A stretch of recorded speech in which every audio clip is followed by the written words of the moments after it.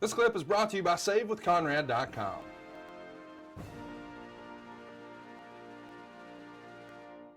Yeah. Well, listen, Lockdown, it's going to be on the road for the first time, and it's finally out of the impact zone.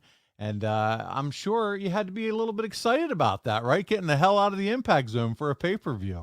Yes, 6 straight months, impact zone every single week. Don't get me wrong, the setup of the impact zone was awesome. I love the stage, the entrance, the ramp, the ring, and the fans. The Rhino looked a lot bigger than it was. It was only seated for 1,000 fans, but it looked incredible. I mean, it was a great arena, but it was getting a little bit old after every week being there for 6 months. So it was nice to get to a new arena. Nah, absolutely. As a performer, it's got to feel fresh to get in front of a different audience, a different Definitely. environment. I was so used to that in WWE, and then I got the TNA, and it was like, wow, every week, same place, you know? Yeah, right. It's like having the same thing for dinner every single night. You want Yeah. you need something different. You need to liven it up a little bit. So there you go. You Variety. guys are on the road. That's right, variety. This is your first Lockdown, and for those of you that don't know what Lockdown is, it's all the matches in a steel cage. Kurt, what did you think about this concept? Well, I believe at the time we were the only ones doing it. I know eventually other companies did it, but at that time we were the only one that did the whole pay-per-view with all steel cage matches. The thing with steel cage matches, when you have an all steel cage match pay-per-view, is things start to tie together. They start looking a bit the same. So you really have to separate yourself. You have to do different spots and make sure you watch the other matches so you don't do the same things. Dude, you're absolutely right. Think about it. You were the final match, match 9 on this card, and it's already tough enough as it is to be in the main event, but now you're the 9th cage match. That's got to be tough to try to put it together, and like you said, add a little bit of variety.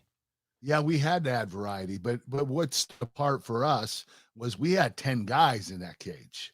We were the only match that had that. The other matches might have had 2. Some of them might have been 4 opponents, tag matches in the steel cage, but for us it was 10 guys, and I think that made it a little bit different than everybody else. Yeah, it's more like a war games gimmick for TNA, if you will. And in that match, it's Team Angle, and you're taking on Team Cage, Christian Cage. And this is, like you said, it's a lot of guys in the ring at once. Do you feel like there's a lot more risk for error and injury in this type of scenario when you have this many guys in a cage match at once? Yeah, because you can fall into each other, cut each other's legs out.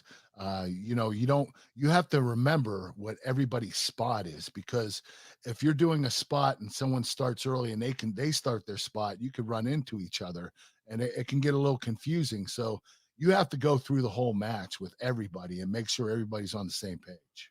And I can imagine that communication in during the match is critical as well.